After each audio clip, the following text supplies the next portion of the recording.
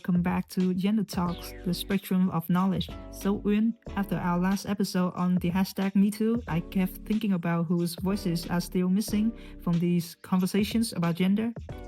Yeah, me too. And honestly, queer and trans people in Vietnam, when we talk about gender equality, is usually framed as a woman issue, but gender is so much bigger than that. Exactly. So, today we are asking how can understanding queer and trans experiences help us build a truly inclusive community? Let's dive in. Okay, so I want to start with the less community in Ho Chi Minh City. There is this researcher, Natalie Newton, who studied how people use terms like tomboy, femme, trans, les, identities that don't fit Western categories. Wait, can you break those down? Sure, tomboy is someone who presents as more masculine with short hair, baggy clothes, and a protector role in relationships. Femme is a more feminine presentation. But here's the thing, it's not just about looks, it's about social roles, how you navigate family. So, someone might be a tomboy in queer community but present feminine at work? Exactly, is code switching, and transless is someone navigating both lesbian community norms and trans identity, maybe considering medical transition.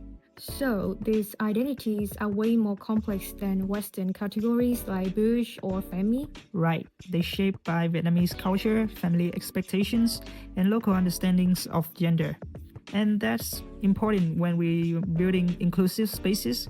We need to understand these specific experiences, not just apply Western frameworks. Well, it's about listening to how people define themselves, right? Exactly.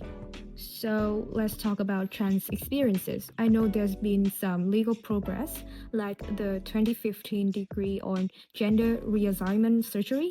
Yeah, but it's complicated. The decrees allow surgery, but you need approval from doctor, psychiatrists, sometimes family, and legal recognition is still really limited.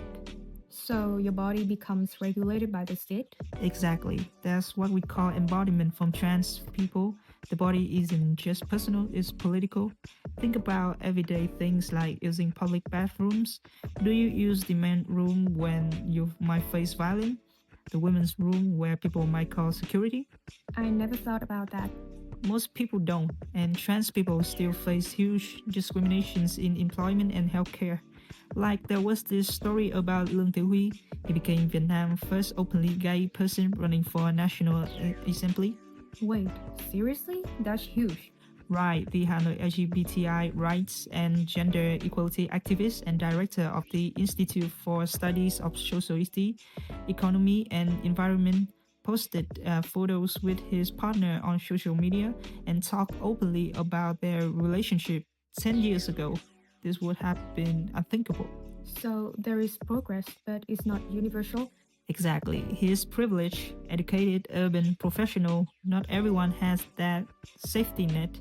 So when we talk about inclusion, it's both systematic change and everyday respect. So I want to talk about something that really surprised me, the idea of contingent invisibility. It sounds contradictory, right? It does. What does it mean?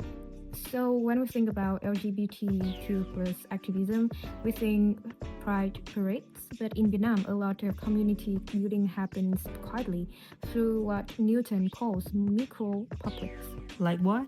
Okay, imagine there's cafe in District 1, the Ho Chi Minh City. It looks like any cafe, but if you're part of the Les community, you know Friday nights is a queer space. So it's not advertised as a gay cafe? No, it's invisible to the outsiders, but visible to those in the know. People share info through word of mouth, private Facebook groups, and it is strategic. If it were only openly advertised, it might attract unwanted attention. So by being contingently invisible, it can exist safely? Exactly, and Newton talks about women the football teams too. To outsiders, just women playing sport, but within the community, everyone know is where queer women can meet or build relationship. That's actually brilliant, creating community without being confrontational. Right, and here's what powerful: just by existing in these spaces, queer people are already resisting. They are expanding what count as social life. So activism isn't just always loud, sometimes it's everyday acts of creating safe spaces. Exactly. But there is formal activism too, right? Like pride events. Oh yeah, so Vietnam, the first Pride March happened in Hanoi in 2012, and there was this campaign in 2013 called "I Agree, tôi đồng ý" that raised awareness about same-sex partnerships. Has that led to legal changes?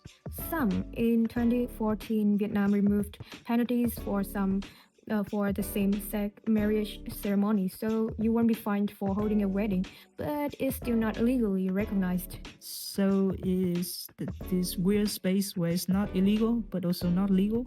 Exactly, and that shows both progress and how far there is to go. What's interesting is that queer activism is increasingly connecting with other movements, feminist groups, labor rights, economic justice. Because queer people aren't just facing discrimination based on sexuality, they're navigating class, family expectations, all these intersecting factors.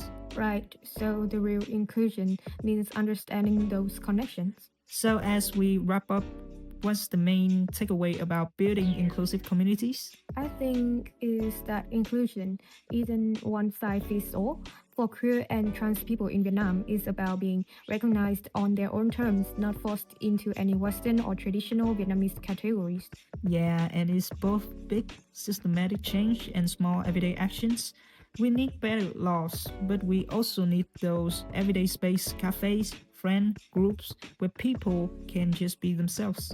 And what gives me hope is that people aren't waiting for permission, they are already creating those spaces. So, what can we do? Start small, don't assume everyone is straight or cisgender. Use correct pronouns for them and create spaces where people feel safe. Educate ourselves by reading, listening to queer and trans voices. Because true inclusion isn't just tolerance, it's genuine celebration and support. Exactly. Thanks for listening to Gender Talks, the spectrum of knowledge. Join us next time as we continue exploring the spectrum where understanding builds community and every voice matters. See you next week.